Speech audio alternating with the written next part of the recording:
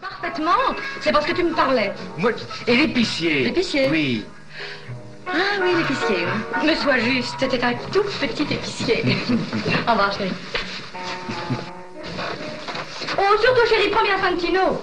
Il faut le distraire, lui parler. C'est vrai, il finira par s'ennuyer avec toi, tu ne parles jamais. Ah, et puis pour l'amuser, attrape-lui des mouches. Des mouches? Tu vas me dire que tu n'as pas le temps, évidemment. Tu n'as jamais le temps de rien faire. Mais je t'aime tout de même. N'oublie pas de me téléphoner en arrivant. C'est ça, je te téléphonerai dès que je serai arrivée chez maman. Je t'adore.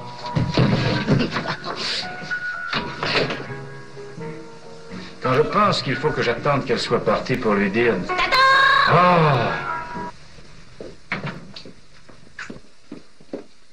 Ah, Madame Corrier, il y a un pneumatique qui vient d'arriver pour vous. Ah. Oh. Oh, l'imbécile. L'imbécile. Faire ça. On s'est pas permis. Oh, c'est affreux, mais qu'est-ce qu'il faut faire? Bah, ça dépend, hein. Il y a du pour et du contre. Bien sûr. Terrible, ça. Terrible, terrible, terrible. Oh.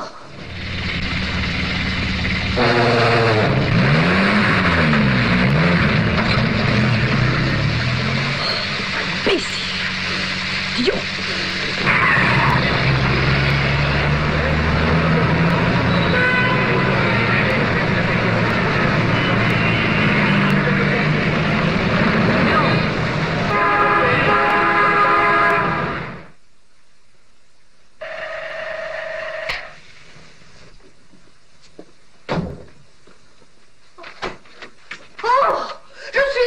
Je suis là. Ne buvez pas, malheureux, ne buvez pas. Sylvie, je vous aime.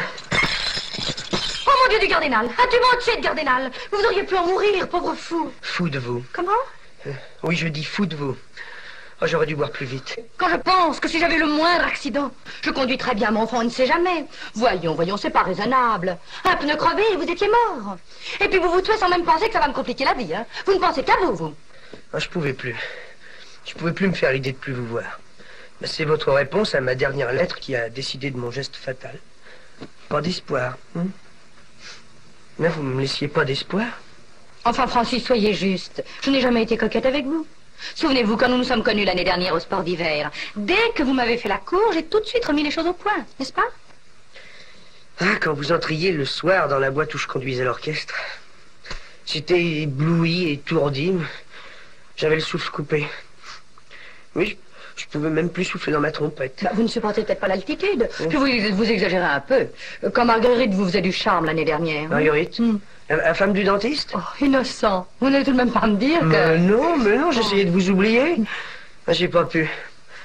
Écoutez, Sylvia, je vous jure, hein, vous êtes le seul. Vous êtes le premier grand amour de ma vie. Je suis encore jamais tué pour personne. Non, je vous aime. Oh, voyons. D'abord, vous ne me connaissez pas. Je n'ai pas de défauts.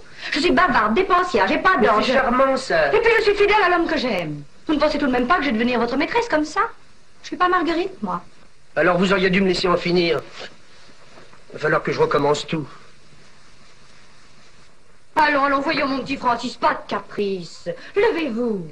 Ridicule. Vous entendez, vous êtes complètement ridicule. Comment, un garçon comme vous? Intelligent, beau?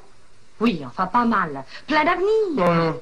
Non, je sens bien maintenant que je deviendrai jamais un grand trompette. Eh ben, essayez le saxophone. Saxophone, mais non, j'ai tout raté dans la vie, tout.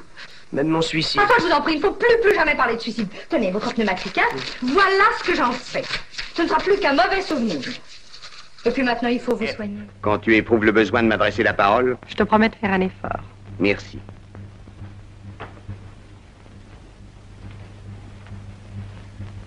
Hep! Oh, pardon, ça m'a échappé. C'est au sujet de la petite réunion de ce soir.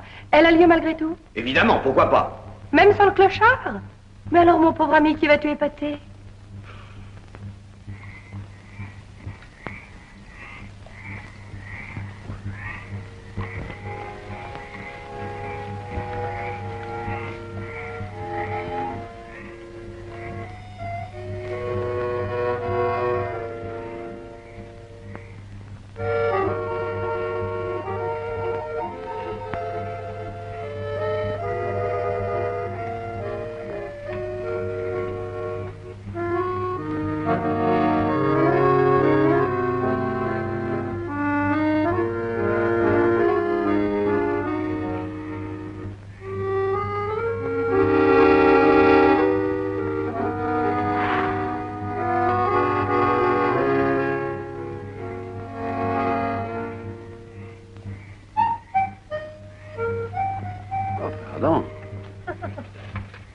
Bonjour, cousin. Car je suppose que vous êtes bien mon cousin, n'est-ce pas? Vallier Maurice, dit ma pomme, candidat milliardaire.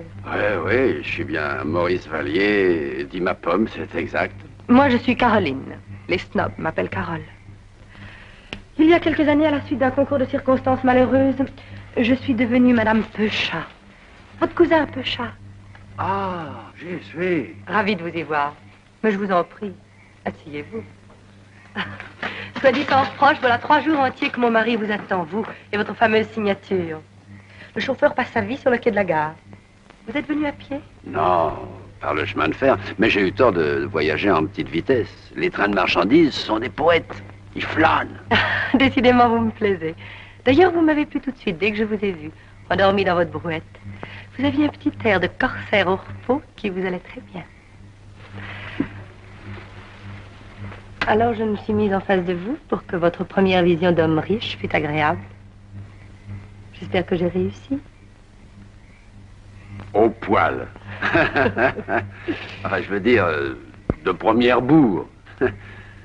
Vous êtes... Une jolie poupée. Un gentil petit lot. Comment dit-on chez les clochards? Une souris bien tortillée. J'espère que vous n'avez pas peur des souris. Non? Alors venez, je vous emmène. On va loin comme ça? À la maison, mon mari vous attend. Oh, doucement, doucement. J'ai vu un tas de gars habillés en pingouin et votre parc ressemble au salon de l'auto, quoi. Il y a une fête? Oh, une soirée tout au plus. Alors venez. Non. Non, sans façon, merci. Je suis pas très doué, moi, pour les réunions montantes.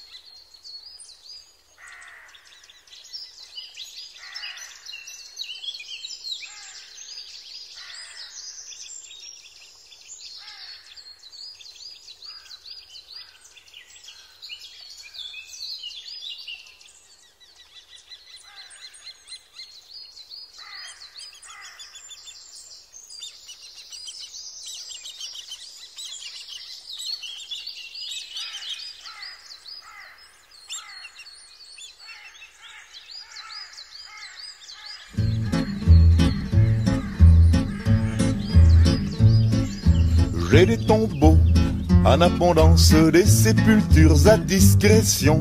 Dans tout cimetière, quelque importance, j'ai ma petite concession. De l'humble tertre au mausolée, avec toujours quelqu'un dedans. J'ai des petites bosses plein les allées, et je suis triste cependant, car je n'en ai pas, et ça m'agace et ça défrise mon blason. Au cimetière du Montparnasse, à 4 pas de ma maison, à 4 pas de ma maison. J'en possède au Père-Lachaise, à Bagneux, à Thiers, à Pantin, et jusque ne vous en déplaise, au fond du cimetière marin.